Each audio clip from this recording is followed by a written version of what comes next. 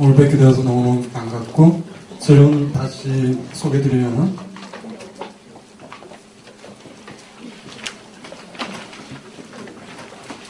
혹시 들어본 적 있는 이름이 아니에요. 처음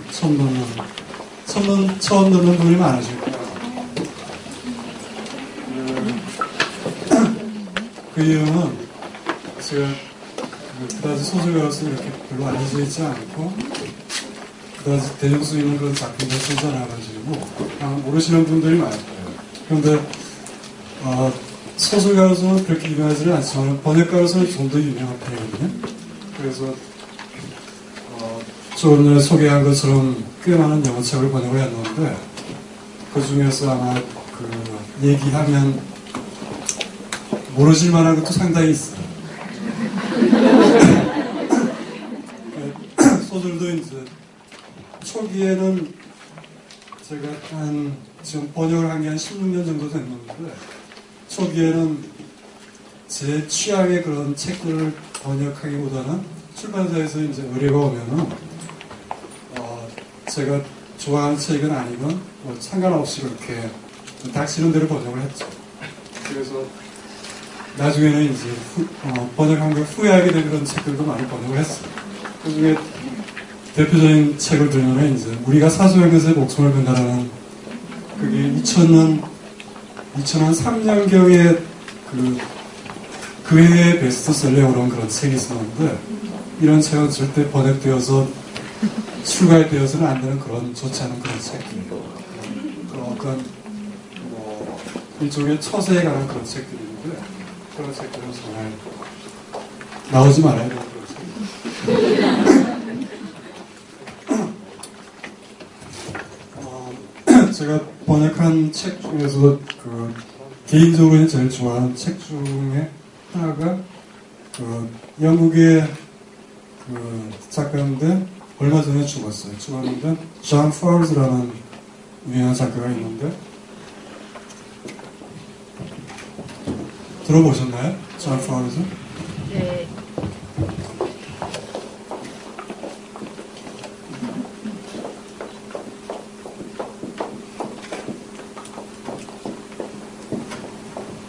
영화 프랑스 중의 여자라는 영화의 원작자고 그리고 마구스라는 책도 쓰고 그리고 플렉터라는 책도 쓰고 많은 책들을 썼는데 영국을 대표하는 현대 작가 중에 한 명이죠. 그 사람의 책을 마구스라는 맥이 있어 라는 작품과 디 에보니 타워라는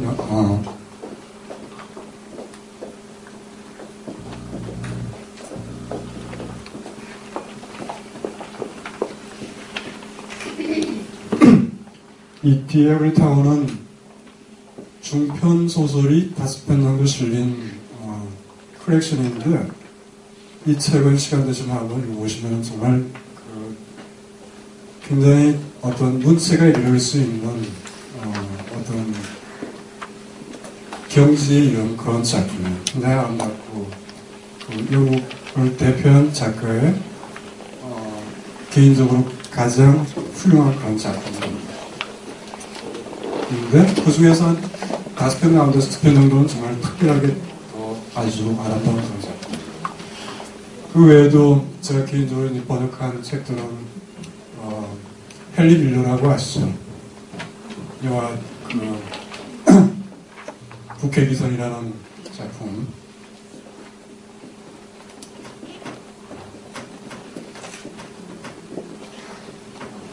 이 작품은 오래전에 한국어로 번역이 됐었는데 그런데 번역 관련해가지고 이야기를 하자면은 예전에 많은 작품들이 서구의 유럽이나 미국의 작품들이 한국어로 번역되기 전에 일본어로 번역된 후에 일본어를 하는 그 당시에 이제 제대로 그런 어떤 서구의 언어들을 이렇게 번역하고 하는 그런 사람들이 부족했던 그런 시기였죠.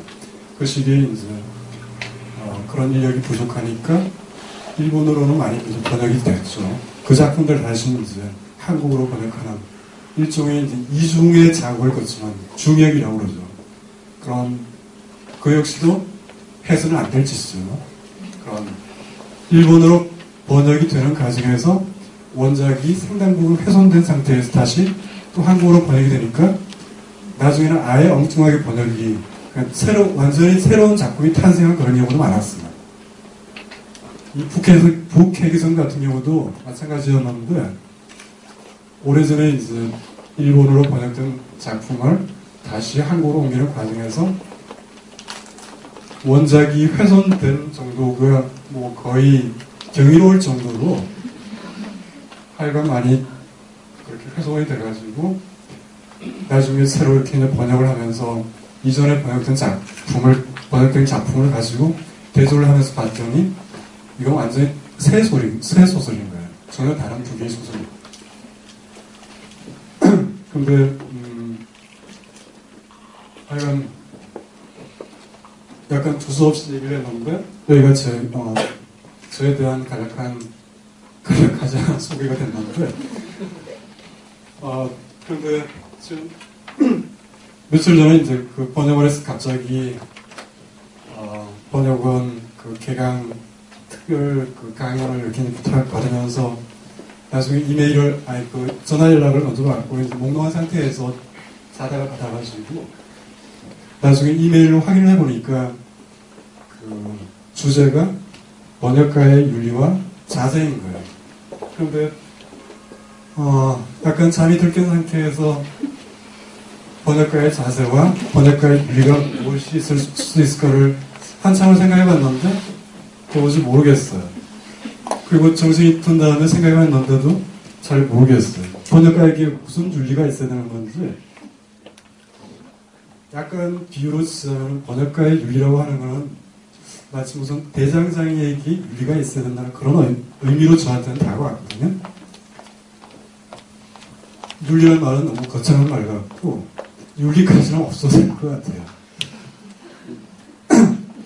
윤리보다도 번역을 하는 과정에서 어쩌면 같이 해야 될 어떤 덕목이랄까 혹은 원칙 같은 거 뭐 그런 정도만 있으면 될 것 같은 그런 생각이 듭니다.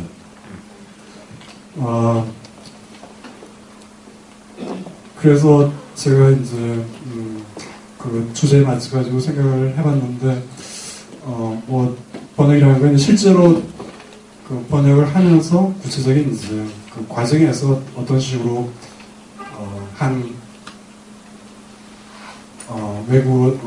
한국어로 쓰여진 작품을 외국어로 옮길 때 어떤 식으로 이제 구체적으로 옮겨질지에 대해서는 그런 기술적인 문제들을 다루면서 이야기해야겠지만은 이렇게 이제 추상적으로 이야기하기는 굉장히 어려운 문제지만은 그런데 이야기할 수 있는 몇 가지는 있을 수 있는 것 같아요. 그 중에 제가 생각하는 그런 가장 중요한 거는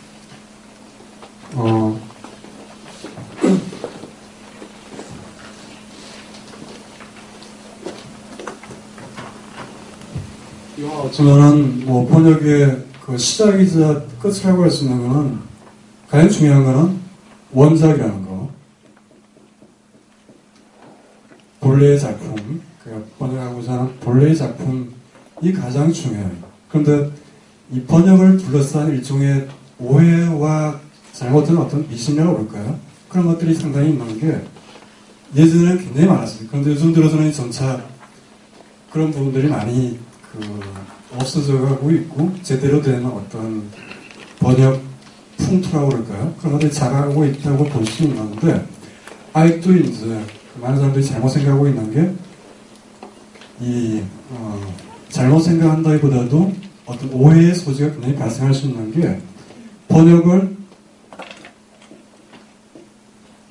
제2의 창작이라고 생각하는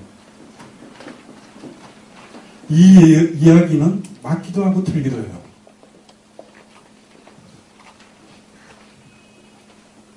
어떤 부분에서 맞느냐 하면은 원작을 다른 외국어로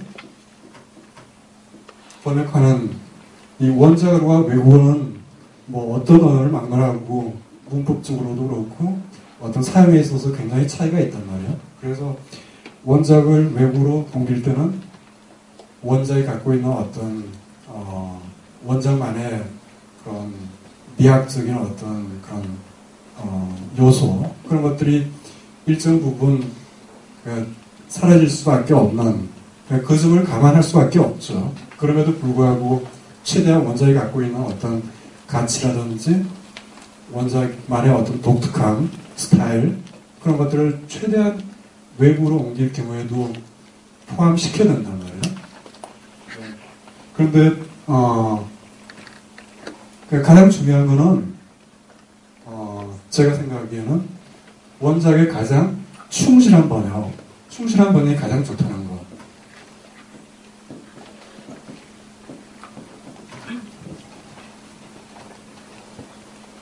그런데 충실하기가 참 어려운 경우가 많다는 게 이제 문제입니다.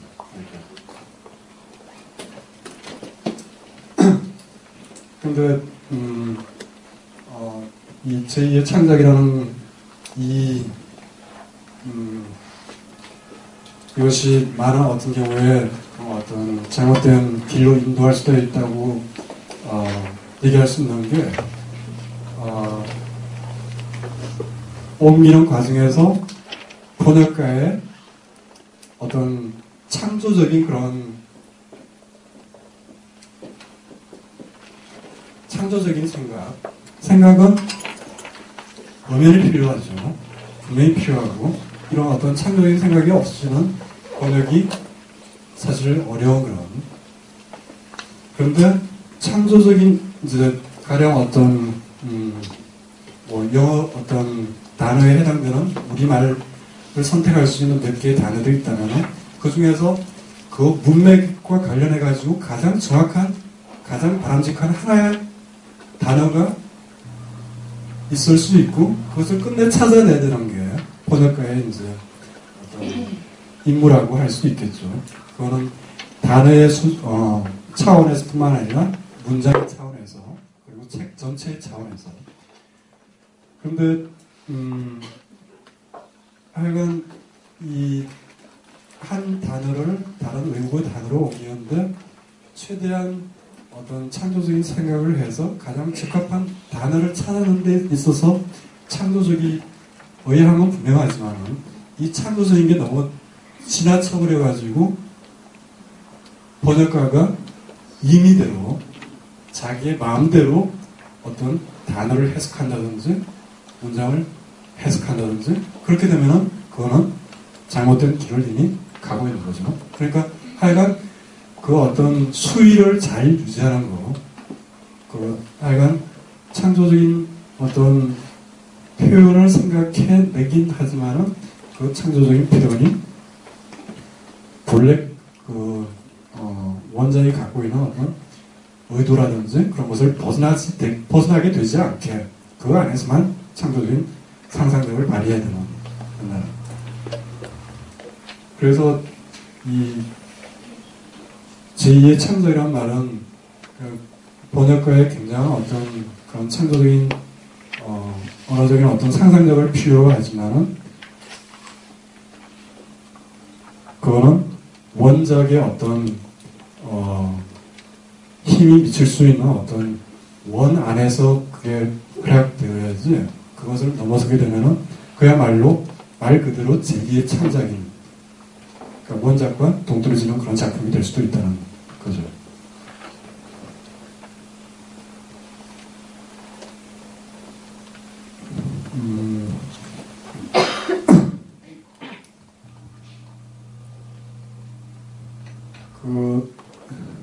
하여간 이제 가장 많이 그런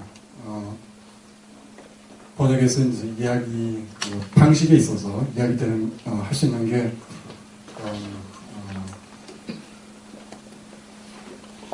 리터럴한 말 그대로 직역이라는 거. 문장을 있는 그대로 번역하는 것과 그리고 일부를 한 어역이라는 거. 그런데 이거는 의역은 그다지 정말 바람직하지 않은 그런 번역이지만은, 그런데 현실적으로 타협을 해야 될 경우가 있어요. 그런데 옛날에, 지금은 이제 많이 좀 한국에서도 그 상황이 많이 달라지긴 했지만은, 그러니까 좀 의미 있고 문학적으로 가치 있는 그런 작품들 같은 경우는, 당연히 의역을 해서는 안 되죠. 의역이라는 건 사실은 그 본래 텍스트에서 멀어지는 그런, 한참 멀리 간 그런 번역일까요? 그런데 그 다른 나라도 마찬가지지만 한국 같은 경우 이제 굉장히 잘못된 어떤 풍조가 이어져 오다가 지금은 많이 바뀌고 있는데, 그런 책들을 굉장히 많이 의역을 했어요. 그래가지고 문학 작품 같은 경우 세계 뭐 민음사라든지 그런 데서 나온 세계 문학 전집에 실린 그런 유명한 아주 그런 작가들의, 세계적인 작가들의 그런 작품들도 의역을 정말 많이 했어요. 정말 미울 정도로. 그래서 그런데 이제 그거는 그 출판사의 어떤 요구 같은 게 상당히 작용을 하기도 했죠. 그래서 출판사에서는 그 원작이 한국으로 옮겨졌을 때, 그 책이 출간되었을 때 독자에게 가장 쉽게 이제 다가갈 수 있는 그런 번역을 번역사에게 무리하게 요구를 했던 거죠. 그래서 이제 가령 제가 번역을 한 그 헨리 미들의 국회의선 같은 경우도 이 책도 그렇게 이제 인습적인 그런 작품이 아니고 당시에 나올 때만 해도 상당히 파격적인 그런 작품이었죠. 그리고 뭐 완전히 이제 전통적이지 않은 그런 뭐 비인습적인 그런 작품이라고 할 수는 없지만, 파격적인 작품이라고 그렇게까지는 할 수는 없지만은 상당히 그래도 새로운 작품이었고, 그 안에 어떤 부분에 있어서는 일반적인 어떤 그런 우리가 익숙한 그런 문장이라든지 전통적인 서사적인 그런 이야기 방식의 그런 것들이 그런 것과는 상당히 거리가 먼 그런 굉장히 시적이고, 그리고 문장 자체가 이렇게 좀 파열된 듯한 그런 문장으로 이어진 그런 부분들이 상당히 많아요. 그런데 그런 부분들을 한국어로 번역하게 되면은 그런 문장들 자체는 영어로 보아도 상당히 어색하고 쉽게 다가오지 않는 그런, 그런데 작가 자신이 의도적으로 그렇게 문장 자체를 낯설게 여길 수 있게 그렇게 구상한 거예요. 그런데 그거를 예전에 번역본 같은 경우에는 한국으로 옮기면서 그거를 한국 사람들이 읽었을 때 가장 자연스럽게 받아들일 수 있도록 그걸 다 뜯어고쳐버린 거예요. 그런 식으로 그거는 아주 부당하고, 그리고 그거는 비윤리적인 그런 어떤 번역 행위라고 할 수 있죠. 그래서 상업적인 아주 뭐 문학성은 없나, 그래서 정말 완전히 상업적으로 이렇게 팔아먹을 생각으로 많은 소설들이 그렇게 해서 이제 미국 소설이 그렇게 해서 많이 들어와서 한국에서 많이 팔리고 있는 그런 소설 같은 경우는 뭐 번역사가 의역을 한다고 해도 별로 양심의 가책을 느낄 필요가 없는 그랬죠. 그런 상업적인 책은 그 자체가 그렇게 가치 있는 책이 아니기 때문에. 그런데 그런 책들이 아니라 정말 여기에서 이야기하는 것은 문학적으로 의미 있고 가치 있는 그런 책들을 번역할 경우에는 아까 얘기한 원작에 충실해야 된다는 것과 이제 같이 일맥상통한 이야기인데, 최대한 직역에 가깝게 번역해야 된다는 게 번역가로서의 저의 생각이에요. 이거는 번역가만은 이제 이러한 부분에 대해서 정말 다르게 생각할 수 있고, 의역을 이제 좀 더 옹호하는 그런 번역가들도 있겠지만, 제가 생각하는 번역의 어떤 관한 기본적인 입장은 가장 충실한 번역. 한국어로 다른 외국어가 한국어로 옮겨졌을 때 한국어로 어색해도 그거는 할 수가 없다는 거죠. 그 부분을 이 부분이 그런데 상당히 이 한국 이 출판사에 있어 큰 문제였었어요. 한동안 오랫동안 출판사에서는 지금은 그런 풍조가 많이 사라지고 있지만은 근데 하여간 번역된 한국어 원고가 보통 사람들이 봐서 쉽게 술술 익히지 않으면은 그렇게 쉽게 익히지 않으면은 대중들이 찾지를 않으니까 대중들에게 익히지 않으니까 무조건 하고 쉽게 읽히는 그런 것들을 요구하는 그런 아주 못된 그런 것들이 너무 오랫동안 있어 왔었죠. 그런데 하여간 문학성이 있고 그 작품 자체로 가치 있는 그런 책일수록 제 아무리 문장이 어색하고 그렇게 읽는데 어떤 어려움을 겪게 할지라도 가장 충실하게, 여기서 충실하다는 건 문장을 외국어 문장을 있는 그대로 한국어 문장으로 옮기라는 거죠. 문장의 차원에서도 구의 차원에서도 단어의 차원에서도 있는 그대로.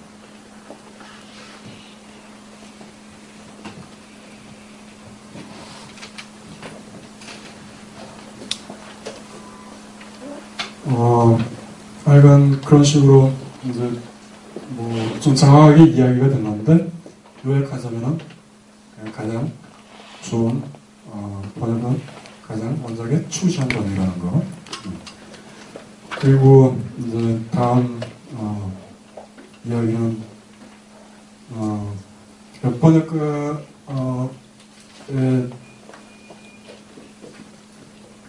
번역가가 같이 해야 될 그런 어떤 자질이라고 할까요? 자질로서 이야기할 수 있는 게 일단은 본래 오리지널 텍스트의 언어와 그리고 타깃 언어예요. 그 두 가지 언어에 대해서 물론 잘 아는 거는 이제 기본적인 전제겠죠. 일단은 이제 가장 언어의 기본이 되는 문법적인 거, 문법을 정확하게 이해하고 두 언어에 그리고 두 언어 사이에서 어떤 언어라는 건 그런데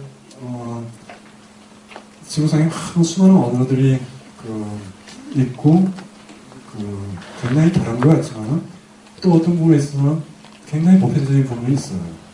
그래서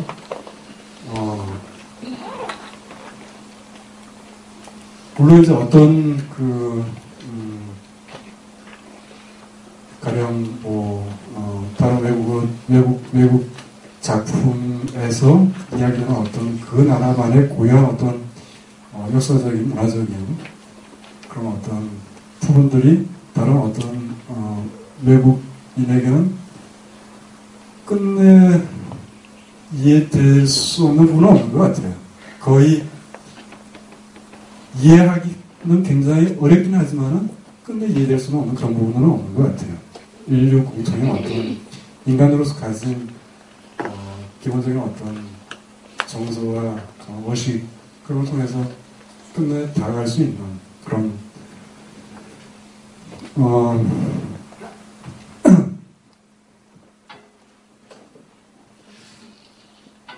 그래서 번역하고자 하는 두 언어의 문법에 대해서 언어 자체에 대한 이해가 가장 이제 필요하고 그것은 이제 다른 그런 어떤 사무적인 그런 어떤 문수의 번역이 아니고 이는 분명히 문학적인 번역이니까 문학적인 번역을 하기 위해서는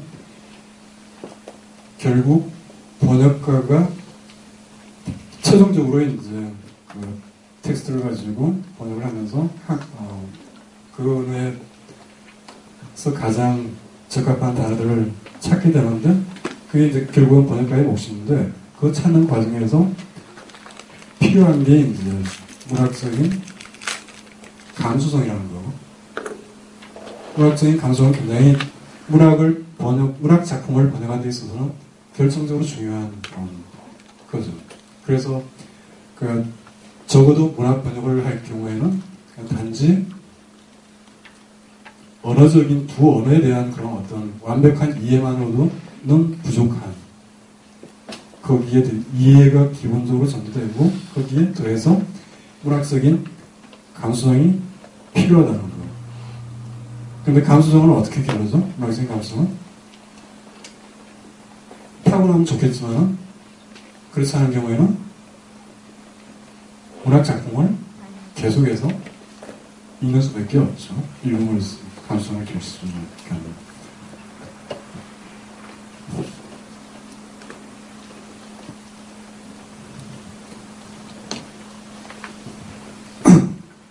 그리고 이제 가장 충실해야 된다는 거. 그리고 두 언어에 대해서 잘 이해를 하고 그리고 문학적인 감수성과 소양을 갖춰야 된다는 거.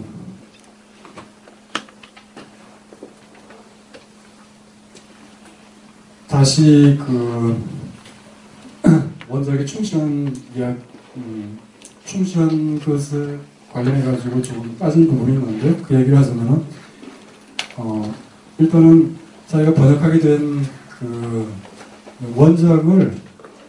원작에 대해서 잘 이해를 하는 게 필요한데 어떤 부분을 이해를 해야 되냐 하면은 일단은 원작의 어떤 원작만이 가진 고유한 어떤 스타일을 파악하는 게 중요한 것 같아요. 그래서 가령 무슨 헨리 밀러의 작품을 번역할 때와 그리고 미국의 대중적인 작가인 존 그리샴의 소설을 번역할 때와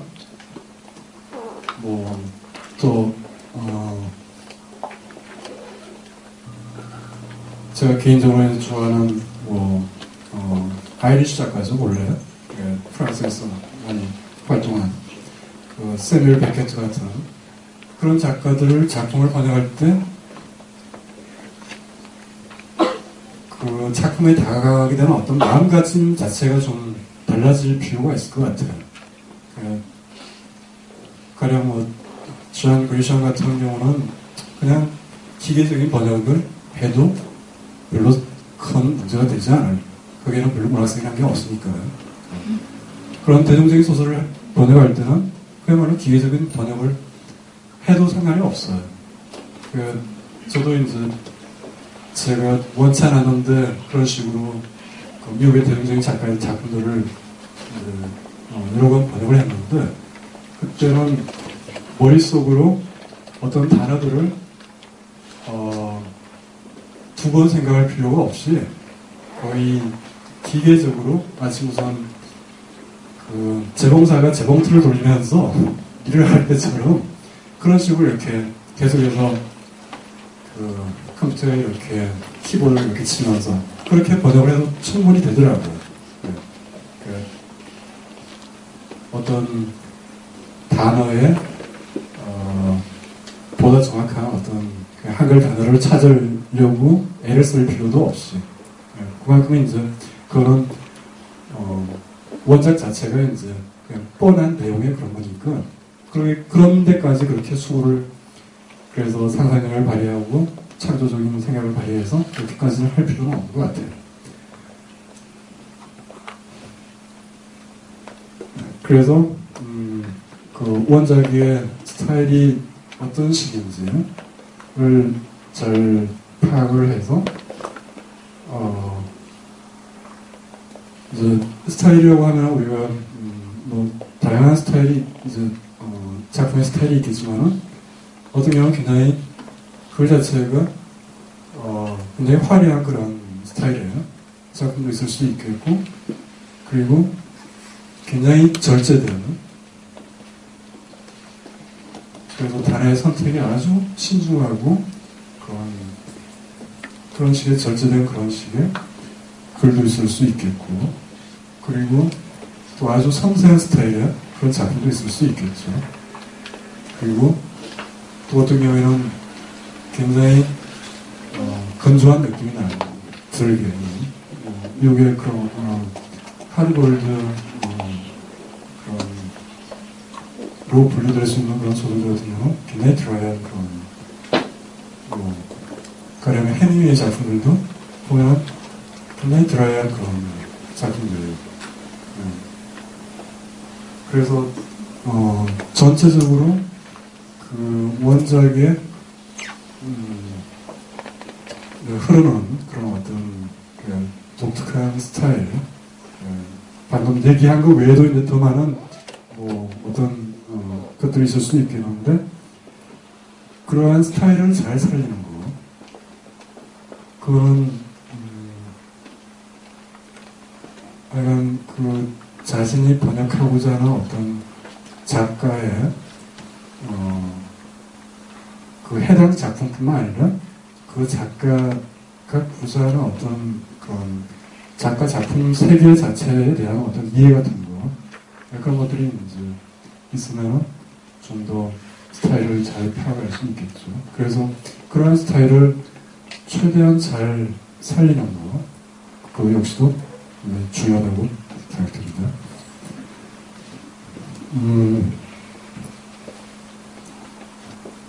그리고 이건 아주 굉장히 기술적인 그런 부분인데, 번역을 하면서 이제 그렇게까지 그럴 필요는 없는데, 저 같은 경우는 이제 여기서 말하는 거는 이제 문학성 있는 그런 작품들이에요. 그래서 이 원작을 번역하면서 한글로도 거의 고스란히 원작대로 번역을 하는. 그래서 그거는 이제 어떤 문장의 차원에서도 일단 이제 제가 기본적으로 생각하는 것 중에 하나가, 하나의 문장은 하나의 문장으로,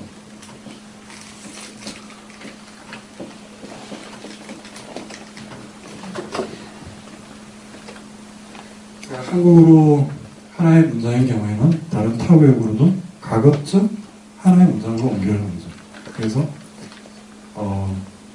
문장 속에 있는 컴마와 마침표도 가능하나 똑같이 만들게요. 그런데 이제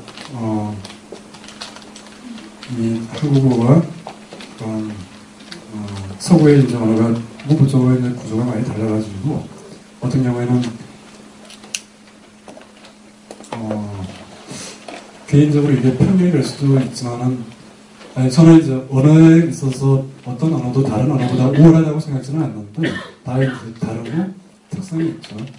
그런데 한국의 경우에 긴 문장을 사용하기가 참 힘들어요.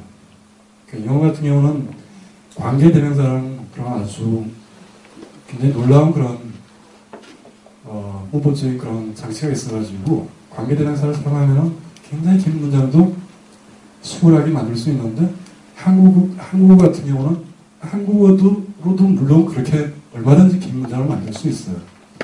이번에 새로 개인적으로 이제 그거를 얼마나 긴 문장을 만들 수 있나를 이제 볼 심사로 작년에 책을 하나 내면서, 제목이 바셀린 붓다라는 책인데,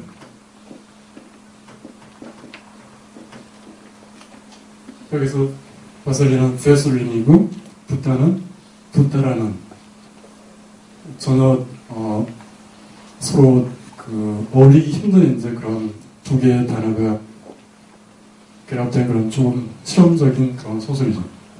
거기서 한번 얼마만큼 긴 문장을, 하나의 문장을 만들어낼 수 있는지를 한번 그냥 혼자 괜히 이제 시험을 장난처럼 해본 거예요. 그래가지고 나중에 봤더니 한 문장이 17페이지예요. 그런데 하여간 그때 쓸 때는 이걸로 훨씬, 이걸로 너무 모자란다는 생각으로 이 2배 정도로 할까 하다가, 근데 약간 좀 심한 것 같아가지고 이 정도에서 멈춰놨는데, 그런데, 하여간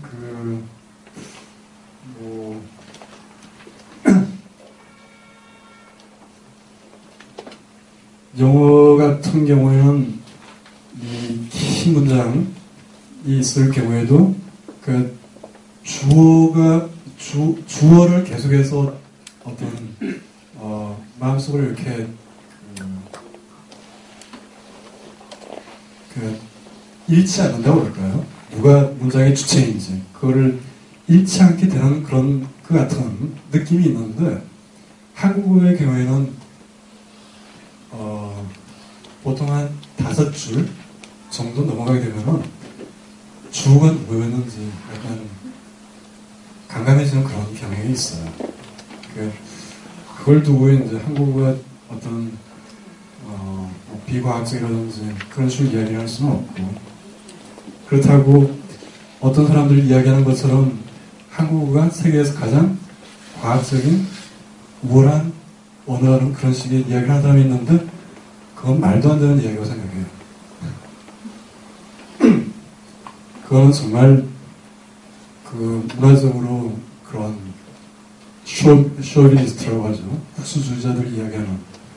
그래서 한국어가 가진 분명히 어떤 독특한 점들도 있고, 그리고 다른 언어에서 갖지 못한 그런 한국어만 가진 그런 어떤 고유한 점이 있지만은 한국어가 다른 어떤 언어에 비해서 우월하지는 않다는 거.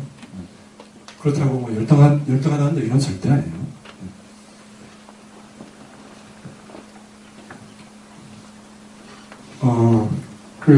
그래서 이 문장의 차원에서 가능한 한 원작에 있는 문장을 거의 고스란히 다른 언어로 옮긴다는 그런 생각으로.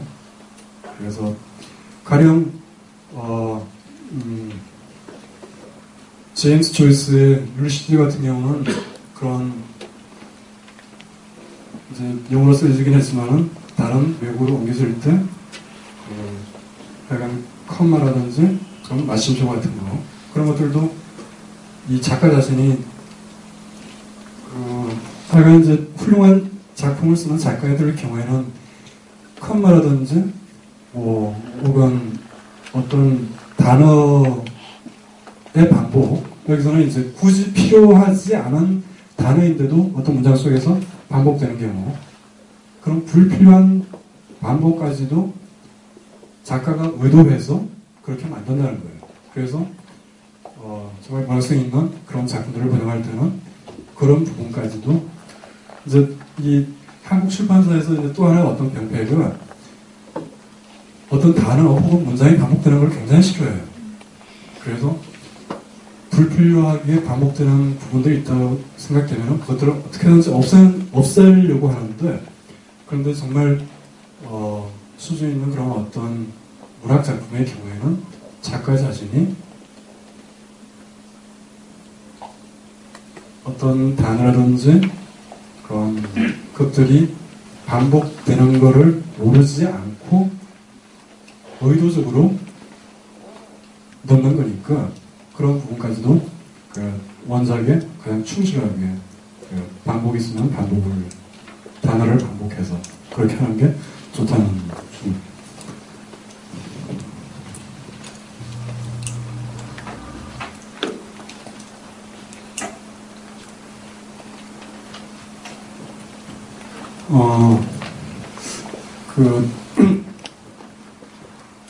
이건 번역의 자세라는 그런 어떤 거창한 주제로 이야기를 했는데, 이 정도로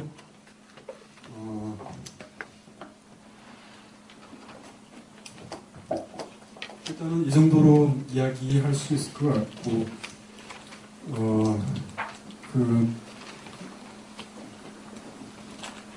한국의 앞으로 이제 번역을 실제로 하시게 될 경우에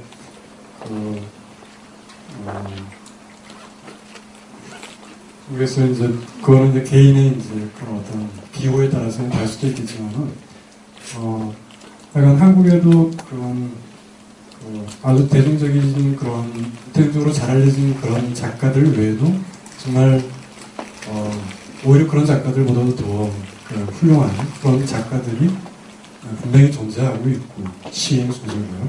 그런 작가들의 작품들이 실제로 외국으로 번역이 돼가지고 소개가 됐을 때 그런 한국의 이름만 이야기하면 다 할 수 있는 그런 유명한 작가보다도 훨씬 더 그런 어떤 문학적으로 그렇게 뛰어난 그런 작품 세계를 갖고 있는 그런 작가들의 작품들에 대해서 좀 눈여겨보시면 좋을 것 같아요. 그래서 그런 작가들 조금만 소개시켜드리면은 약간 근데 한국에서는 이제 일종의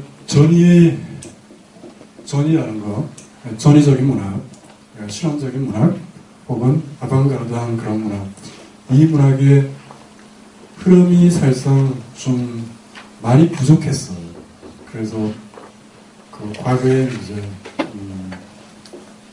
식민시대의 이상이라는 갑자기 정말 하늘에서 떨어진 것 같은 그런 작가가, 놀라운 작가가, 천재적인 작가가 있었죠. 이상 이후에 이상이 너무나 아쉽게도 이제 빨리 이 시대를 마감하고 그런 어떤 전위적인 그런 어떤 작품의 개항이 사실상 좀 전통이 단절된 그런 상태로 오다가 김수영이라는 또 시인이죠. 시인이자 소설가인 아주 훌륭한 이상이나 김수영 같은 경우는 그들 작품은 세계 어디에 내어놔도 정말 전혀 손색이 없는 그런 세계적으로 정말 훌륭한 그런 작품이죠. 그리고서는 이후에 이제 하나의 흐름을 형성하지 못하고 이런 식으로 이제 개인이 돌출적으로 이렇게 이제 나타났다가 사라진 그런 그런데 그 이후에도 이제 이들만큼 큰 영향력을 행사하고 새로운 세계를 이제 구축해내지는 못했지만은 뭐 이인성이라든지 최근에 그런 한유주 같은 그런 작가들도 있다는 거죠. 그래서 근데 전 세계적으로 이 상업주의가 너무나 그 물결이 거대하게 휩쓸고 있어가지고 사실 소설의 어떤 실험적인 그런 것들은 20세기에 거의 끝났다고 볼 수 있어요. 그런데 그게 이제 상업적인 이유도 많이 작용하지만 소설 자체가 이미 300년이 넘은 낡은 장르예요. 영화 같은 경우는 이제 20세기에 시작이 되어서 100년밖에 되지 않았고 기술적으로 굉장히 지금 빠르게 어떤 혁신이 일어나고 있고 그래서 어떤 그 가능성이 굉장히 많지만 소설은 이미 300년 역사 동안 할 수 있는 중요한 실험들은 20세기에 다 사실은 거의 이루어져 버렸어요. 그래서 그야말로 아주 이노베이티브한 그런 아주 혁신적인 소설가는 더 이상 나타나지 않고 있는데 그 이유가 소설에서 이미 행해질 수 있는 그런 실험 자체가 너무 행해져 버려가지고 더 이상 새로운 실험을 할 수 있는 여지 자체가 거의 없어져 버렸다는 거죠. 그럼에도 불구하고 한국에도 마찬가지고 다른 외국에서도 계속해서 아주 작게 있는 소설의 새로운 가능성을 탐구하는 그런 작가들이 있다는 거. 그래서 이런 작가들의 작품들을 한국에도 있는 이런 작가들의 작품들을 외국에 알리는 게 한국에 대중적으로 많이 알려져 있지만은 그렇게 문학적으로는 사실은 큰 성과를 거두지 못한 그런 작품들에 비해서 그런 작가들 작품들을 알리는 게 더 가치 있는 일이라는 거. 이 부분도 좀 염두에 두시면 좋을 것 같아요.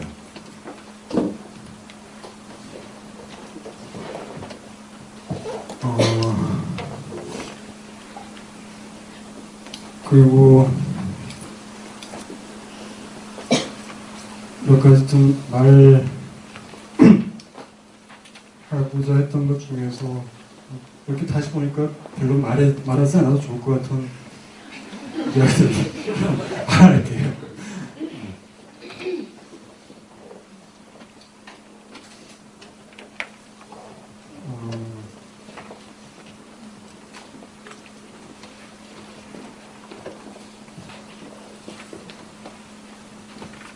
일단 그러면 뭐 이 정도로 이야기를 하고 다음 시간은 번역과 관련해서 아니면 한국문학과 관련해서 궁금하신 게 있으면